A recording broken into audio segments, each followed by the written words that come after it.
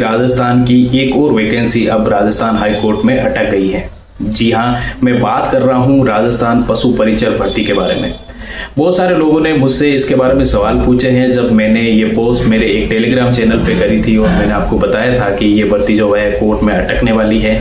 तो बहुत सारे लोगों ने पूछा कि सर मामला क्या है, प्लीज़ थोड़ा विस्तार से बताइए। देखिए, ये जो वैकेंसी है वो सक्सेसफुली हो गई थी और इसके बाद में जो है कुछ कैंडिडेट जो कैंडिडेट पास हुए हैं उनको जो है नियुक्ति मिलने वाली थी, लेकिन उनको नियुक्ति मिलती इससे पहले ही राजस्थान हाईकोर्ट ने उनको नियुक्ति देने से मना कर दिया है, फिलहाल के लिए रोक लगा दी है।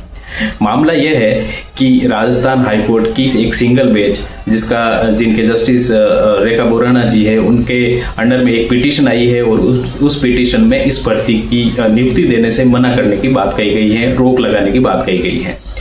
दरअसल बात यह है कि इस भर्ती के अंदर कुछ अनियमितताएं पाई गई हैं। बहुत सारे कैंडिडेट खुश नहीं हैं इस भर्ती के परिणाम से, तो इस वजह से उन्होंने जो है एक रिट पिटीशन दायर करी है और उस रिट पिटीशन में ये बताया है कि इस भर्ती के अंदर कुछ चीजें जो है वो गड़बड़ हुई हैं।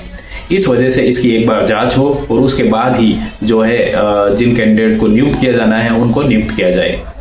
दरअसल हुआ ये था कि ये जब वैकेंसी निकली थी उस टाइम इन्होंने एक विज्ञापन जो जारी करा था, वैकेंसी ने डिपार्टमेंट ने जो विज्ञापन जारी करा था उसके अंदर उन्होंने कहा था कि 6 तारीख को ये जारी, 6 अक्टूबर 2023 को ये जारी हुआ था। उसके अंदर इन्होंने कहा था कि नेगेटिव मार्किंग की व्यवस्था इसमें रहेगी, जिसमें अगर कोई व्यक्ति सही उत्तर देता है तो उसको 1 अंक मिलेगा और अगर कोई व्यक्ति गलत उत्तर देता है तो जो है उसका 1/4 अंक जो है वो काटने का प्रावधान था।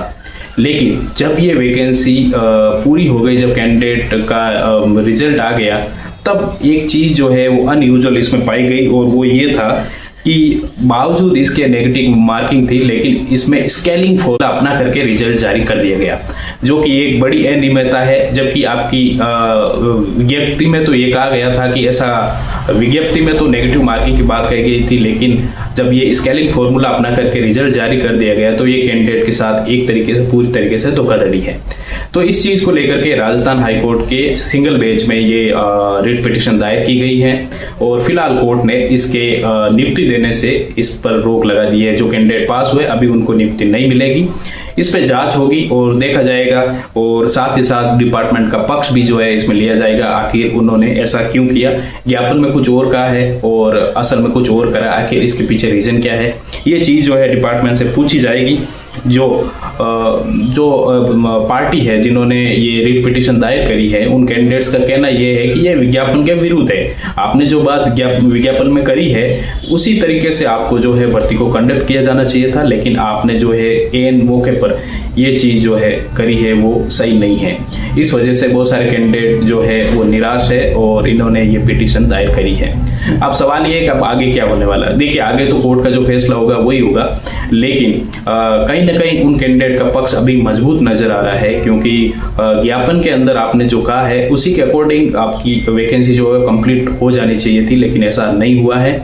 तो इस वजह से अभी जो कैंडिडेट जिन्होंने रिट पिटीशन दायर करी है उनका जो है पॉइंट कहीं ना कहीं वैलिड नजर आता है।